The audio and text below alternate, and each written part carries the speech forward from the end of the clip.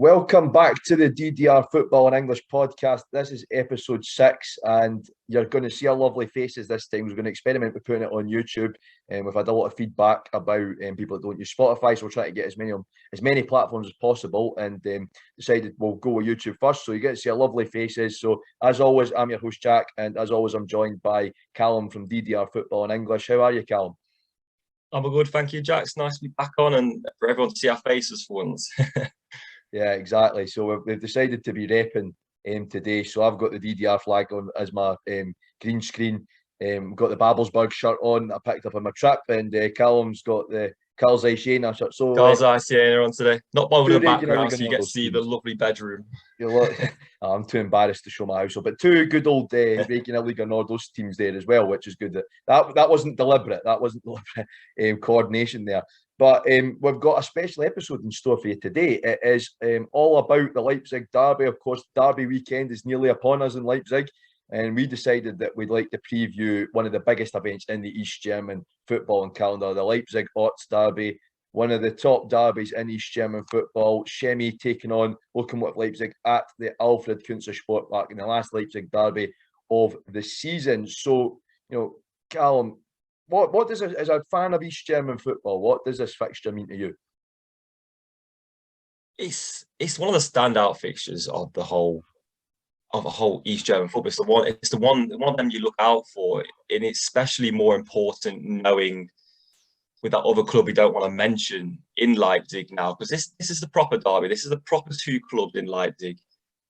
It's where the passions are. This is what football is, especially it's representing Saxony. The Red Bull Club is not what represents football in that region. They don't represent the passion because it's so easy to get it mixed up. You just see it on paper as Red Bull. That's not what Leipzig's about. If you look a bit deeper, you see a true passion. The fans are incredible of both Lok and Chemie. It's going to be a sellout at the Alfred Kunze Sportpark. There's going to be pyro. There's going to be everything you could expect in a derby it's going to be crazy. And this is what it's all about. This is East German football at its very best, in my opinion. It's going to be a hell of a show, even on the pitch as well. It's one of them you cannot predict. Yeah, definitely. I think I've been lucky enough to experience a Brandenburg derby, and I think even the Leipzig derby even tops a Brandenburg derby for me in terms of the passion. It goes to the Brandenburg derby's regional. This is a city derby. We always know that city derbies, they are more intense. They are more exciting, I'd say, as well. And it's a real battle for the soul of football in Leipzig. I always say the Leipzig derby, especially what's happened with the energy drink team. Obviously, I think this episode's come at an interesting time where obviously the energy drink team are in a Europa League semi-final and potentially looking at the final. Of course, they're over in my neck of the woods, unfortunately. Glasgow's not too far away from me. So, and I think it's really, really interesting that we've got this happening at a sort of very similar time. Very interesting to the makeup of East Germany. But this is real Leipzig football, folks. This is real Leipzig football. Lok and Chemie, two huge clubs battling it out for not just the bragging rights, but also, like I said, the soul of football in Leipzig. That's what's all about. And this fixture has a fantastic history, and that's what we're about to dive into now. We've got some derby stats for you. So obviously, the history of both Leipzig clubs are quite convoluted. If you know your East German football, you'll know history around Lok and Chemie. But basically, before the 60s, both clubs had different iterations, and ironically, and funnily enough, in the most East German football way possible, Chemie Leipzig at one point in time were actually SA Lokomotiv Leipzig. So they were a different Lokomotiv Leipzig from Lokomotiv Leipzig. As Lokomotiv Leipzig began life as Rotation Leipzig, and to throw it into the mix, you also had Vorwärts Kassenerter Volkspolizei Leipzig, which were they split off and became loads of different clubs. So this derby, it's got convoluted roots, but obviously we get to the 60s when the Fußball Club programme began, and you get BSG Chemie Leipzig there, the chemical workers team. Leipzig is sort of a poorer area of Leipzig, and obviously it's got all the East German tower blocks and everything, and it's right proper East German around that part of town. And then you've got Lokomotiv Leipzig, who come from Propside, which is more of a upmarket part of Leipzig, and they're seen as more of a state team. So Chemie are the chemical plant workers, Lok connected to the Deutsche Reichsbahn, the East German State Railways, they're seen more of the state favourites. You can see where the rivalry began there. Chemie with the underdog, Lock with a big state-supported team. So Callum, obviously, we know with so many teams in East Germany, we've got confusing histories there. But the Leipzig derby, it just has that history of very similar to East Berlin in a sense, where you have Union and BFC, Union being the underdogs, BFC being the state. Very, very sort of similar roots. So what is your sort of take on the historical roots behind the Leipzig derby? Very interesting, isn't it? Of course, and you know, like you hit the nail on the head there. Chemie was once known as Locomotive at Leipzig as well, so it's absolutely crazy, especially in that early 50s, 60s period before they introduced and got quite set with the football clubs kind of strategy.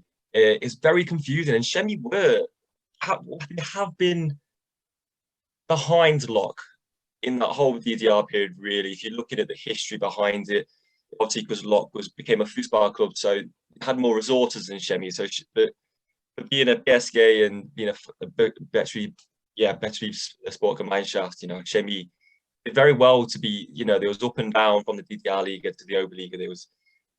There was a very successful side, but not quite on Lock's level throughout the DDR period.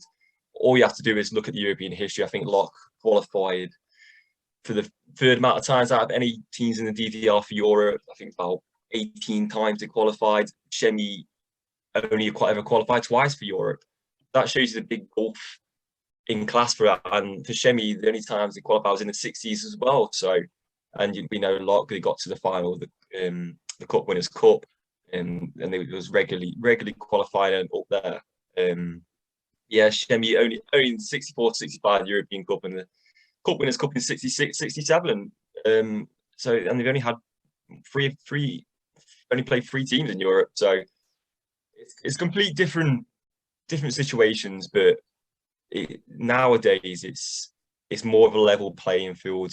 I feel Chemie, since all the problems they've had in the noughties and in the 2010s to build themselves back up to regular Liga Nordost, there could be a very power shift at that level. You could say. I think Chemie, especially how they're finishing this season, I feel like they're on the way up, and I expect them to be challenging and could finish up even above Lock next season. So this whole power shift in Leipzig from over the DDR period to now, it looks like we might be starting to see a shift in the change. I know Lock's been all right this season, but the way they're finishing this season as well, we'll have to see, won't we? Yeah, I think so. Obviously, after the Wende, after the unification, both clubs again had very confusing histories. Chemie Leipzig became Sachsen Leipzig, which then went bust, and they became Chemie Leipzig again. Lokomotiv Leipzig became VfB Leipzig, which went bust and became Lokomotiv again. So the two of them aren't actually the same club. I mean, Locks had about 4 or 5 incarnations. Chemie have had about 6 or 7. So both clubs even now aren't the clubs that they used to be. I think that's something that people seem to forget, is both Chemie and Lock, as they are now, were formed in the noughties. They're not the original Chemie and Lock, if you see what I mean. So it's brilliant. I think that really adds to it as well. So that really adds to it. So obviously that's a bit of the history out of the way. And continuing a bit more historical route, the first Leipzig derby as Lokomotiv and Chemie was on the 15th of December 1965. And it was a 1-1 draw in a friendly in front of 10,000 spectators at the Zentralstadion. Of course, the Zentralstadion, Leipzig's big historic stadium. Sadly, now a modern stadium is in its place. Why they didn't redevelop that like they did with the Olympiastadion in Berlin is beyond me. Just to sort of throw an opinion in there. They could have done it, if they did it with the Olympiastadion in Berlin, which I'd like to remind you is about 20, 30 years older than the old Zentralstadion was. Why they didn't do it, and even with Olympiastadion München's in an even worse state, and it was built in the 70s. So, it's one of those things, but we're not here to talk about stadium. That was just my rant getting out of the way. So that was the first ever Leipzig derby, a 1-1 draw, and to me that just sort of sets the table. This is the derby fixture for draws. The Leipzig derby is a derby fixture for draws in the former East Germany.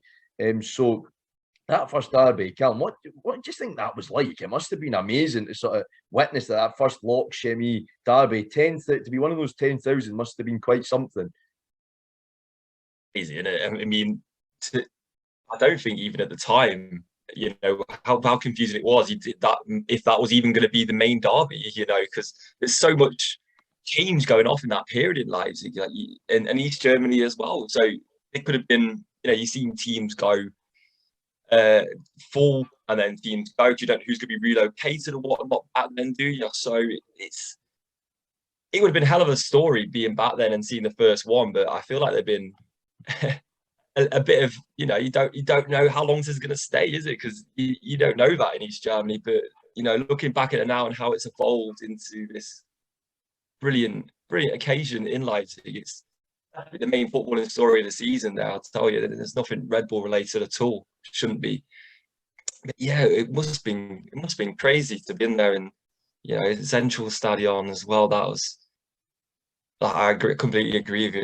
It was an unbelievable stadium, and it's sad it's being occupied in a way by the Red Bull. It's changed completely now, and it's sad to see because that stadium will always still be for me the Zentrale Stadion as the home of East German football. I don't see that stadium as a Red Bull place. It's not. It's an icon of East German football. It's just sad to see it in that as it is now, but. Because in an ideal world, I know they used to move the Chemie Lot games to the Zentrale Stadion back then in the DDR. So if Red Bull wasn't there, it'd been brilliant to see the occasion at the Zentrale Stadion. It'd been brilliant. I know they did a few before Red Bull came along in the noughties. But yeah, it would have been brilliant to see it again. But it's even more sweet to have it at the Alfred Kunze Sportpark. And showing it at both team stadiums. Full to the brim. I mean, the police aren't going to have a great time of it, let's be honest, but it's going to be a great occasion, and the feeling is still there, and like we said, the teams are different after being refounded in the noughties, but the traditions and the fans, yes, obviously there's new generations of them, but they're all the same. The feeling's all the same. So new clubs, the traditions and tensions and the rivalry has not changed at all and all that. So that's the key part to this, and it'll be a cracking derby for new generations to keep the traditions alive of hating one another. It'd be brilliant. Yeah, that's it. I think that as much as the clubs have changed names and changed identities throughout the years, the passion's still there, and the fans are always there, no matter what incarnation of the club it is. And I think that's what makes it such a great fixture. So obviously, as I mentioned back there, as a derby, it's pretty even. There's been a lot of draws in there, but Lock have had the slightly better record, especially in the DDR era. Interestingly, all of the DDR era derbies were Oberliga fixtures. They never played each other as Lock and Chemie in the FDGB Pokal in the East German Cup. And apart from the Oberliga fixtures, there was a couple of one-off minor cup competitions, such as the DFV Toto Cup, which was a weird sort of dip when East Germany tried a bit of market capitalism with the VEB Toto, which is basically like East Germany's version of the lottery. And they had a cup competition to sort of advertise this. Nobody really sort of cared, and it's one of the lowest attended Leipzig derbies as well, which ended in a draw in regular time, and Lock ended up winning on penalties, I think. So yeah, that just sort of sums that one up. So Lock having the slightly better record than that. So looking at silverwares, because both Lock and Chemie are real giants of East German football. Lock have 5 East German Cups to their name, so that makes them one of the most successful clubs in the cup competitions. Obviously, Magdeburg and Dynamo Dresden are joint record holders on 7 each, but Lock are, I think, third with them with 5. It might be Karlsruhe slightly ahead of them, but I think they've both got 5. So anyway, Lock are one of the most successful teams in the competition. So Lock never won an Oberliga, but they were a good cup team. They were a very, very good cup team, and that translated, as Callum mentioned earlier, into European success as well. They won an Intertoto Cup, which, as much as Magdeburg fans hate you bringing this up, this means Lock were technically the first East German team to win a European trophy. And people go, but it isn't a real. The Intertoto Cup was taken very seriously back then.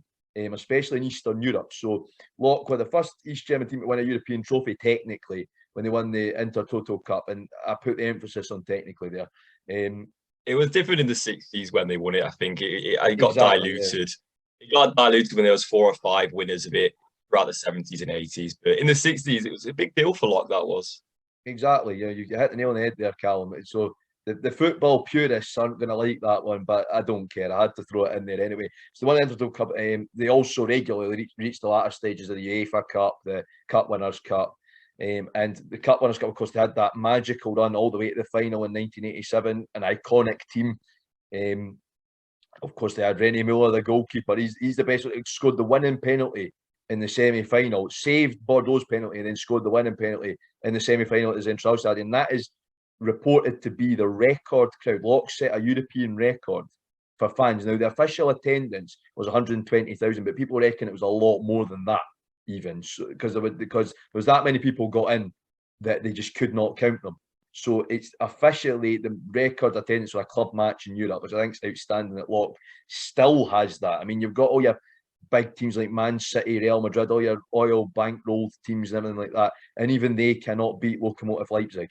Even they cannot beat Lokomotiv Leipzig's European attendance record. They got to that final in Athens, and they put up a great fight against a star-studded Ajax side, but eventually the Dutch team's quality was too much. They won 1-0, and Lock lost out in the Cup Winners' Cup. But I say that Ajax side were really top in Europe. You know, anybody from that sort of era, that's all they talk about, that Ajax team. And I think, you know, Lockwood did fantastically well to get that far. And Chemie, we'll look on the other side of it now from Prospide over to Leipzig. Chemie might not have the European success of their rivals, but in the early days of East German football, Chemie were the trendsetters. Really, so obviously they had their fair share of domestic success, winning the Oberliga in 1951 and 1963. So, Cal, when you compare the two sides, obviously Chemie earlier on were the most sort of successful team domestically, but Lock have that sort of. So Chemie have league titles, but Lock have that sort of reputation for being the cup team and having that European success. So when you compare the two, they've both got a fantastic pedigree in terms of silverware and the sort of stature they brought in East German football. Yeah, they both are basically they are the DDR clubs. You know, these are the clubs that you would first think of. What some of them, wouldn't they? You know, Lock. They've had this European success, in a way, success with, you know, brackets, but they've got further. They've got further in it. They've done very well on that. Chemie haven't. Chemie's had been kind of left behind a bit after the 50s and 60s. They had featured in the DDR Oberliga consistently, but they never qualified for Europe in that stage. But yeah, these two are big clubs, and it's going to be hard to tell between them. You know, there's no saying who is the bigger club, in my opinion. You could easily tell ish back based on success in the DDR period, but now it's a lot different. It was a little bit like saying, for example, Manchester City before money and Manchester United. It's that type of thing. You know, you got your rivals in Europe all the time, and you're just kind of, you're not a bad team. Chemie were not a bad team by any means back then, but they lacked any kind of success really in the 70s and 80s. It was a bit up and down. So it was quite similar kind of story to that. I think, but yeah, but nowadays it's a level playing field again. It's a difficult. There's no real way of telling who's going to be who's a bigger and better club at the moment. You can't, because on average, I know it's been COVID related with some of the attendances, but Chemie's had bigger attendances than Lock recently.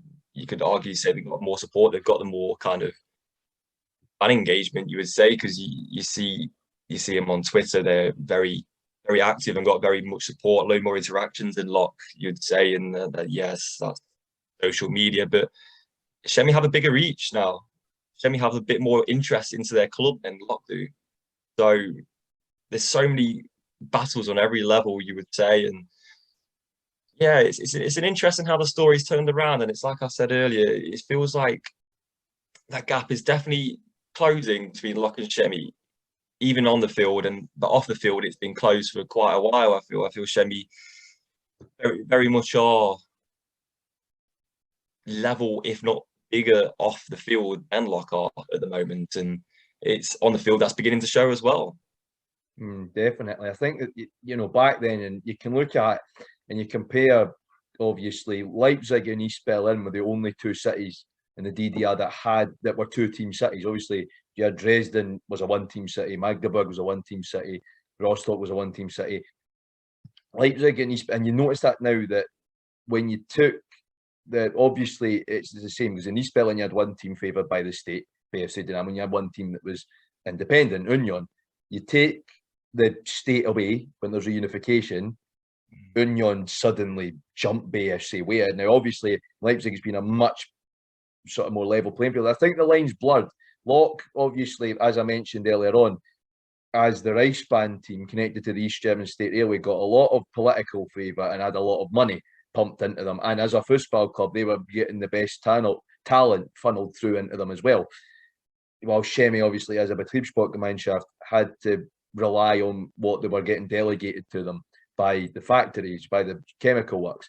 But I think Shemi, to me, always seemed to be even though Locke were the bigger club on the pitch, Shemi always just seemed to be more of a community club and more at the heart of their community and that part, like Leipzig, the part of Leipzig they come from. They just seem to be more at the centre of that. And you notice that now. Obviously, attendances have dwindled at Locke ever since the old VfB Leipzig went bust and they reformed again. And I think, Locke have been steady. Shemi, they've been attracting more and more fans. I think a lot of younger people in Leipzig that have become disillusioned with RB are coming along to the Alfred Kunze Sportpark because they see, I think Locke's fan base tends to be older as well. I think the guys that stuck around at Locke are the guys that were there, and they've been through all sorts, and it's mostly sort of middle-aged or older guys. You do have obviously young people go, but you use middle-aged and older guys that sort of remember when Locke were a more successful team, whilst with Shemi, it is the sort of younger fan base, the youth of Leipzig like to go to Shemi. And I think it's because Shemi are seen as the sort of cool club now. But I think on the pitch, on the pitch, I'd say they're very even currently on the pitch. They're definitely the more even sides on the pitch now. Obviously, in the DDR era, there was a big gulf between the two of them, but I think definitely now they are the very, very even teams on the pitch. So I thought I'd throw in some fun facts for everybody. So number one of those fun facts in the Leipzig derby is, and Callum will get an opportunity to do the same, is Dynamo Dresden assistant manager Heiko Schultz played for both Leipzig clubs. He played for Shemi, first making 58 appearances and scoring 15 goals between 1984 and 1986. He then made the move from Leipzig to Prospida to play for Locke. He made 86 appearances, scoring 2 goals between 1986 and 1990. So he's one of the sort of more famous East German players, Heiko Schultz, to have played for both Leipzig clubs, played on both sides of the Leipzig divide, and was one of the few that didn't do it for youth. So some would start off in Lokomotiv's youth academy and end up at Shemi, but he did it both seniorly, and of course he managed Lokomotiv Leipzig for a little while as well, Heiko Schultz. So thought I'd throw that in there. And then the other interesting fact I want to throw in about the Leipzig derby is the last derby of the DDR era came in the Zweite Bundesliga playoffs. Locke won the first leg 1-0 at the Alfred Kunze Sportpark before hammering Shemi, now renamed Sachsen Leipzig at the time, 4-0 at the Bruno Plache Stadion. So that was the last DDR era derby, and it was in the playoffs to get into the Zweite Bundesliga. Of course, VfB Leipzig won those playoffs and then ended up getting promoted, or Locke became VfB, ended up getting promoted to the Bundesliga. Then Shemi or Sachsen ended up in the lower leagues, but then of course VfB's financial ruin came, and that's when this sort of era, the teams being more level, sort of came about. So, Callum, have you got any sort of fun facts or stats you want to give us for the Leipzig derby? Well, I think we've covered most of mine already. Unfortunately, as I mainly had a European-based ones. So, yeah, basically just to go back over them as well. Locke, 18 times in Europe. We had third most DDR of any of the DDR teams, and Shemi just qualified for Europe twice, and they played when Shemi was there. They lost in the first round of preliminary round of the European Cup against your ETO of Hungary. They lost 2-0 at home and lost 4-2 away as well in that. And then they fared better in the UEFA Cup Winners' Cup a couple of years later in 66-67, beating Legia Warsaw 5-2 in aggregate. Standard Liège in the next round, in round 2, they lost on away goals 2-2. That was Shemi's European history, but when you compare it to what Locke's done in their past, it's incredible the difference. You know, with Locke getting all the way to the final, as we mentioned earlier, against Ajax, they've had countless long runs into Europe, getting to the quarterfinals of the UEFA Cup in 65, 66, when it was the Intercities Fairs Cup, losing to Kilmarnock of Scotland 2-1 in the quarterfinals back then. So there's plenty of opportunities. Locke's been through to the semi-finals as well, playing Tottenham, losing 4-1, and it's just the stature of both clubs is incredible. It's the differences, and to see them both on a level playing field now it's different. It's different to see, and yeah. Oh, that's perfect. So for our YouTube viewers, there might be a slight delay / cut because the meeting time's running out on Zoom, but for Spotify listeners, we'll probably have a delay as well. We do apologise for that, but we've got to work around the technology. But in part, we'll say it's a two-parter to sort of get around this. In part 2, we'll be looking at the derby more in terms of the last 5, looking at form and stats and everything for all you DDR football statisticians out there. So for our listeners on Spotify and our viewers on YouTube, we do apologise about that. You wouldn't get that on Sport in Austin, but we aren't MDR and we don't have fancy technology and editing, so you're just going to have to put up with it. But yeah, in this section, if you like, I wasn't planning on this being a two-parter, but here we go. In this section, if you like, we're going to look at some of the stats around the Leipzig derby, and then obviously talk about the fans and get a score prediction in as well. So obviously we'll start off with the last 5 Leipzig derby results to go something like this. So we had Chemie Leipzig 0, Lokomotiv Leipzig 1 in the Regionalliga Nordost match day 1 at the Alfred Kunze Sportpark. Then had Lokomotiv Leipzig 0, Chemie Leipzig 0 in the Regionalliga Nordost match day 18 at the Bruno Plache Stadion. And had Chemie Leipzig 0, Lokomotiv Leipzig 1 in the 2018 Sachsen Pokal quarter-final at the Alfred Kunze Sportpark. Then had Chemie Leipzig 2, Lokomotiv Leipzig 0 in the Regionalliga Nordost match day 11 at the Alfred Kunze Sportpark. Then had Lokomotiv Leipzig 1, Chemie Leipzig 0 at the Regionalliga Nordost match day 18 at the Bruno Plache Stadion. So 3 Lokomotiv Leipzig wins, 1 draw and 1 Chemie win in the last 5. So Callum, does that good record in the last 5 sort of boost Locke's chances? Obviously, we always say that form goes out the window in a derby, but just looking at that from a stats point of view, do you think that boosts Locke's chances that they've had the sort of better of it in the fixture over the sort of last 5? I think so, because it's a mentality thing. It will be more on Chemie to know they've got to return this bad run of form against Locke, because if you're looking at those games, they aren't very high scoring at all, are they? These are very tight, cagey affairs. At both stadiums as well, there's no real clear winner. There's no high scoring, and in all of them, it looks like it's always been through a clean sheet as well. You get 1 goal up, and it's hard to get a goal back, and that's what we're looking at here. And I think it's going to be more interesting because of the stage of the season this game's at. This is basically a game that no one's got nothing on it really, because Locke's bottled their way out the promotion race. Chemie are in good form. They've picked up from a poor first half of the season, it has to be said, really, but they've been doing really well, and they've just come off the back of a brilliant away victory at Alklinika, 3-2 as well. There's 2-0 up and 3-1 up. Brilliant result for them, Chemie, and so they're in the ascendancy here. And Locke, with their last couple of results, losing to Hertha at home and then losing to Lichtenberg as well, it feels like Locke's a bit on the beach at the moment. You know, they've kind of not they're out the race, and they're kind of like, what else do we have to play for now? So they're going to have to raise their game. They're going to have to somehow find a motivation, whether it's from the fans or from their own personal or from the coach. You know, they're going to need to raise their game because their fans are not going to let him lose this with with that record as well.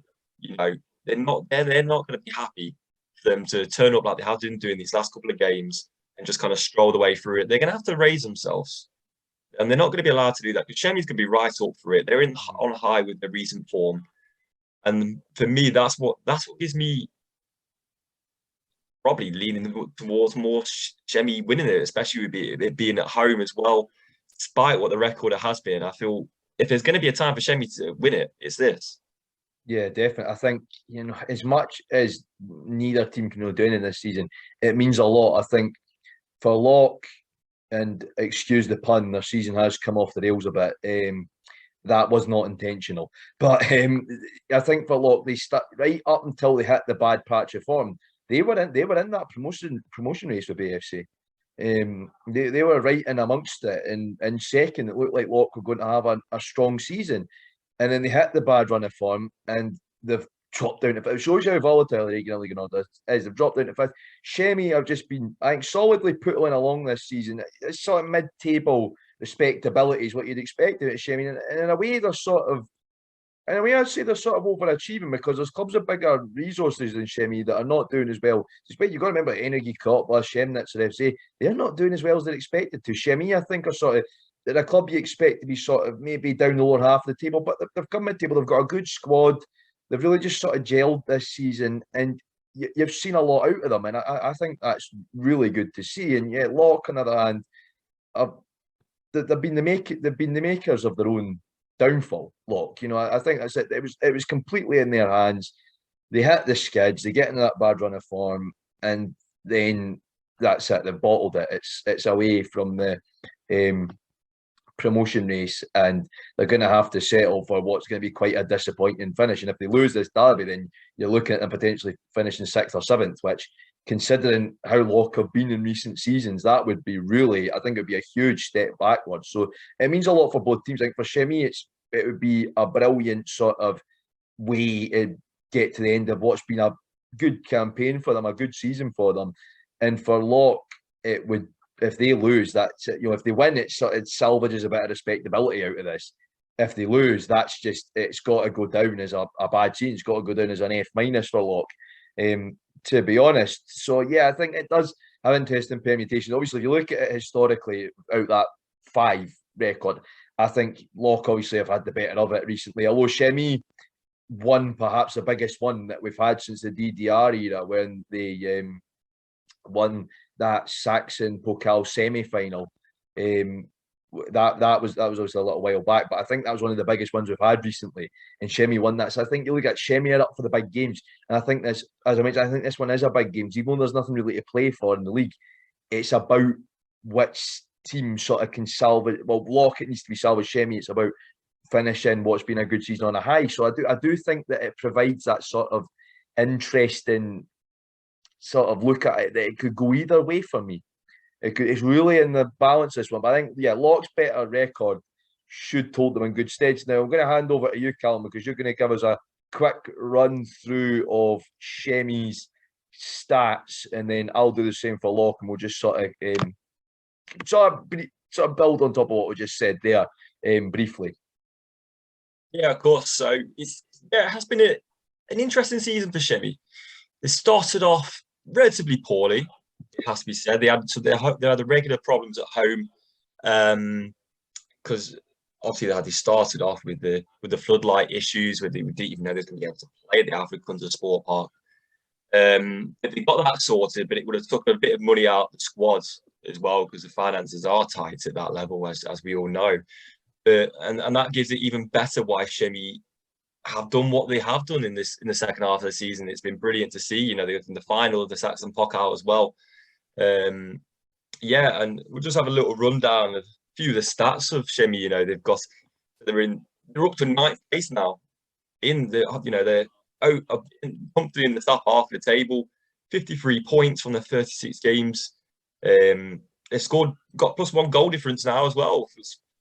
44 goals scored, 43 against. So, looking about around the teams that are around, they don't concede a great deal. They've conceded the same amount as Alvina, who's been up there for a vast majority of the season. It's just they haven't scored much goals as those teams around them, and that's probably been a bit their problem. With only 44 goals, it's less than Tennis Borussia Berlin, and it's less than Luckenwalde as well. And it's only one more than Auerbach, who's just been relegated last week as well. So I think that's where the problem lies with Chemie this season. They've not scored enough goals, but saying that, it's their form has been getting better now. A bit misleading comparing to the start of the season, because in recent weeks they've been scoring goals for fun, to be honest. All we have to do is look at the form guide. Chemie are 4th currently in the last 5 games themselves. They're comfortably above Lok, who's down in 16th. They've scored 8 goals in those 5 games, whereas Lok's only scored 3. Lok's conceded 8. Chemie's conceded 6. So, as we know, Chemie's conceded, but they're scoring more goals now as well. So, the stats, you're looking at it as a bit misleading comparing it to the start of the season. Because in this second half, Chemie's been a lot better, and they've been. I don't quite know what the table is, what it would be for the last. Well, looking at it now, I'm just looking. If you look at the last 15 games of the Regionalliga Nordost, Chemie have actually gained more points than Lok have. Chemie would be 7th, Lok would be 8th in the last 15. So there's a bit of a gist there. You can tell from half the season that Chemie's actually been really, really good this second half compared to what Lok's been. So yeah, it's very difficult to tell which way this is going to go, but it's not as clear as I would have thought for the first game earlier in the season, where that was, you would expect Lok to have won that one, and they did. So, but this one, it's up to anyone. Chemie's been a lot better this second half of the season, as I've said. So yeah, it's going to be an interesting one to see. Yeah, definitely. And I'll take you through looking at Leipzig. Also looking at Leipzig had quite a strong start to the campaign, and we're right up until I mentioned there, right up till their bad run of form, we're right in the promotion race for the promotion spot as well and the title. So Lok currently sit 5th in the league. They dropped down from 2nd to 5th after they hit that bad run of form. So the last 5, Lok's last 5 got a little something like this. They've lost 3, won 1 and drawn 1, which is really poor if you look at some of the teams they played. Their latest result was a 2-0 loss to Hertha's reserves at the Bruno Plaza Stadium. A really shock home loss. Admittedly, one that I was quite pleased about, but really shock home loss for Lok against a young Hertha side. A side that even as a Hertha fan, I'm saying is that Lok should be beaten. Although they've not had a great record against Hertha side recently, Lok, having said that. So yeah, it's one of those sort of things for Lok, and I think that's why Lok always fall at the final hurdle, is they have poor records against teams that they really should be beating. So obviously Lok, that was a poor one. They've over the season they've scored 67, they've conceded 39, which leaves them with a goal difference of +28. So Lok have actually got one of the best attacks and defences outside the top 4. So I think it shows you they've had the quality this season, but it's just sort of dropped off there. So I think for me, Lok's poor form recently actually slightly tips the balance in favour of Chemie. Whereas I think, Chemie have been on that sort of decent run of form. They got that huge away win against Altglinike. It was a 3-2 away win against Altglinike, which I was surprised at. I thought, okay, the best they could maybe hope for is a draw. But they've been, great recently. So it's going to make it interesting. I think, Lok's just, it's not been the end to the campaign I think they expected at all. BFC ran away with it. Carl Zeiss-Jena usurped 2nd off of them. So I think for Lok, the morale is going to be bad in the camp, I think.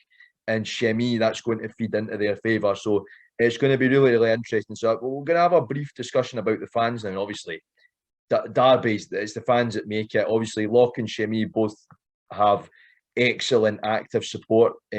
Obviously, as we mentioned, Chemie have been maybe getting the slightly higher attendances recently, but Lok, they've got an excellent sort of active support base as well. And as we know, it's going to be a cracker in the stands. So, Callum, what's your sort of take on both sets of fans in the Leipzig derby? Well, if you're asking me to choose between who's better, there's no chance of Like, you that. And that's can't do it exactly. I think both of they're yeah, both as good as each other. they are brilliant, and that's going to cause some uproar amongst the two. I might Yeah, I have a few think followers so. if I But choose one as well. So, they're both brilliant. I mean, I remember seeing the videos from the first game in the season, and there's some brilliant fan action. The flares, the limbs, even for Locke's goal oh is yeah, unreal. Unreal seeing those videos, and they go. Yeah, it's crazy support. I think the only worry is I'm not too sure how many Lock fans will be allowed in, because I remember there was trouble in the first game with how many Shemi fans were allowed. I don't think that was even COVID related that much either. To be honest, it was just the police kind of presence not ruining it, but just limiting the numbers of Chevy fans. So I don't know if that's going to play a part in the stands on at the derby. But the ones that do make it in, and that Chemy's at home, so they're going to put on some tifo and some pyro. It's going to be an incredible scene. So it's definitely something to look out for. Definitely on social media, be seeing loads of videos of it, and on the telly as well. It'd be a brilliant game to see, and first one with no crowd restrictions properly as well, with COVID gone. This is what we've been waiting for. This is what football's about. This is the regular Liga Nordos now. It's probably the best as it comes with this season with the derbies. It'll be better next year. Looking at Erfurt coming up with Pals Jena as well. There'll be some great derbies to look forward to. But for now, this season, this is as big as it comes. This is a standout piece that it's the advertisement for the league, the fans of German football at this level, and of East German football. This is what's showing football's not died in the East. The clubs may have struggled since unification, but football very much still alive. And the fans are keeping it alive, and this is what's proving it. Yeah, I think that I've got to echo everything you've said there. I think the thing for me with the Leipzig derby, I'm going to be mega diplomatic and say the best fans in Leipzig are Rutter Stern. So there you go. You can Lock and Shemi can go away. Nah, I'm kidding, but yeah, I can't pick between them either. Both fan groups are excellent in their own way. I think Shemi have got they've got that massive terrace behind one goal, and I think that's really the Diablos. That's Shemi Leipzig's active support group. They really bring the noise. And that's even for games like Halberstadt and Eilenberg. So if you can imagine, that's what they're like against Halberstadt and Eilenberg. Imagine them in the derby. I think it's going to be excellent. I think obviously there's a bit of a tit for tat there. That happens every time, the tit for tat with how many away fans. It's a lottery. If you have an away ticket for Leipzig derby, essentially you just show up and hope that you're going to get in. I think that's it. But we know there's going to be excellent tifos, excellent displays, loads of singing. And that's what it's all about. That's what football's about. It's passion and showing the passion for the city. You don't get that along the road at the Red Bull Arena. You don't get that along the road at Red Bull Arena. But you get it at the Alfred Kunze Sportpark, or you get it at the Bruno Park Stadium. And those two fans are going to come together. It's going to be a great, intense rivalry, as it should be in a city derby. And exactly, I've got to say, it shows football in the East's not dead. You can go on about your Bayern Munich, you can go on about your Borussia Dortmund, you can go on about your Mönchengladbachs or anything like that. But football in the East is not dead. And these are two huge traditional clubs coming head to head for the bragging rights and the soul. And it's a running theme in this episode, the soul of their city. So I think, yeah, the both sets of fans are going to be spectacular. And we're guaranteed for a show on the pitch and in the stands. So, and thanks to the wonderful people at Osport TV, we'll have front row seats to it as well. So I think it's going to be excellent. And we know it's going to be a cracker in the stands. It always is. But yeah, so hopefully we can get a good number of Lock fans, and it depends how much the away section they actually decide to open up. But yeah, I think it all depends. I think the last derby there was problems with the police searching people, and a lot of people missed kickoff and just decided I don't want to go in now. So I think you might have that. I don't know. It always seems to be that the policing operation, the Alfred Kunze Sportpark seems to be a lot more smooth. I think that's because it's sort of in a more open area. I've been to the Bruno Platte Stadium. It's quite hemmed in with the woods and everything, especially around at the away end, and it's not difficult for both sets of fans to get at each other as well. So I think whilst at the Alfred Kunze Sportpark you can funnel them round different ways, and it's easier to sort of keep everybody separate. So I think you'll probably get more Lock fans in the away end at the Alfred Kunze Sportpark than you did with Shemi fans in the away end at the Bruno Placa Stadium. Also, Lock cut their allocation the last time, I'm sure, as well, which was put down to COVID, but I don't think it was. Yeah. It was just a very convenient get out of jail free card, that, for Lock. But yeah, I think we're in for a show. We are definitely in for a show with this one, and I think the fans will be excellent. And they said no crowd restrictions for the first time since 2019, so we're in for a cracker. We're definitely in for a cracker. And we'll talk about in for a cracker. We'll go back to on the pitch, and Callum, I'll get a quick score prediction from you for this Leipzig derby. So you have to nail your colours to the mast here. Oh, well, I hope no one hates me for it, but I will be going for a Shemi win. I'm going against it, going against the form, but of the derby anyway. But I think this is Shemi's moment to turn it around. There's going to be low scoring, and I'm going to go for just the 1-0 Shemi Leipzig. You go for 1-0 Shemi. You know what? True to Leipzig derby form, I'm going to say a 1-1 draw. I think. Oh, sitting on the fence. I'm sitting on the fence because I know a lot of Locomotive Leipzig fans who do not want to upset and same with Shemi. But like you said, in Leipzig, no Rotter Stern. It's as simple as that. Rotter Stern, the real Leipzig, really real Leipzig team. No, I'm kidding.